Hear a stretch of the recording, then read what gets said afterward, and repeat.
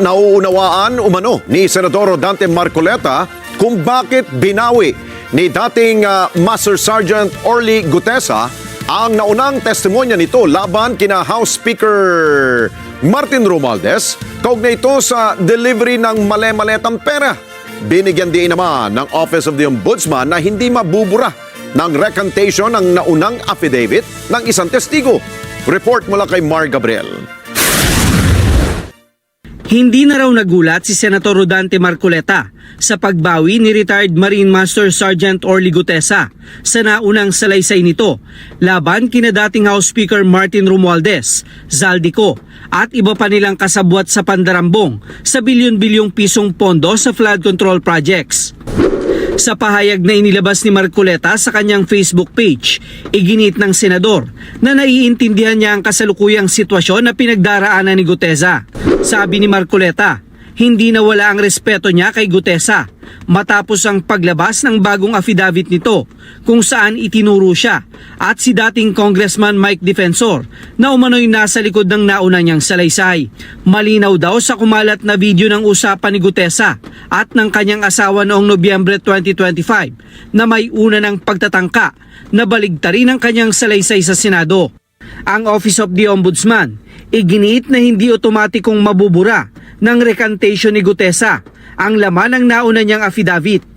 The fact that there are recantations or that affidavits were executed to the effect that they have reversed what they said in their first affidavit does not serve as an eraser of facts. Meaning to say that the first affidavit will still be there, but the second affidavit will now be paired with the first affidavit to determine which amongst the two is actually the truth. So hindi po tama na dahil lang po may recantation, nabura na yung dati nilang sinasabi. Ang effect po niyan, ang legal effect po niyan ay itatabi po yung dating affidavit doon sa bagong affidavit. Ibig po sabihin, dagdag ebidensya po yan. Hindi siya nakabawas sa ebidensya ng investigators natin, kundi dagdag ho siya. Kailangan daw munang suriing mabuti ang laman at kalidad ng bagong affidavit ni Gutesa at iba pang witness na bumawi sa nauna nilang salaysay. Kasama sa sisilipin ang biglaan nilang pagtatago matapos ang recantation at ang aligasyon na nabayaran sila para bumaligtad. Ito kasi ayaw naman namin na maging numbers game ito. May 25 sila, may 42 kami, but that's not the point eh. What we're trying to find, it's not yung pataasan ng number.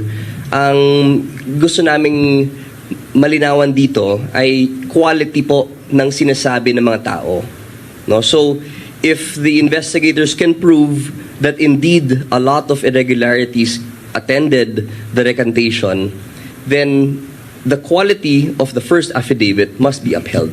Sabi ni Senator Marcoleta, puro general denial ang laman ng bagong affidavit ni Gutesa at hindi detalyado gaya ng nauna niyang salaysay.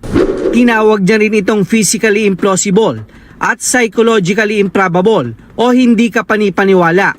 Gaya na lang ng umano'y pakikipagsabuatan niya kay Gutesa na hindi naman daw niya personal na kilala at ang pagtuturo umano nila rito ng detalyadong kwento ukol sa pagdideliver ng male-maletang pera sa loob lang ng 1 oras. Giit ng senador, mas kapani-paniwala daw ang banta sa buhay ni Gutesa, kanyang asawa at sa kanilang mga anak na nagtulak sa kanya para lagdaan ang mapangas na salaysay.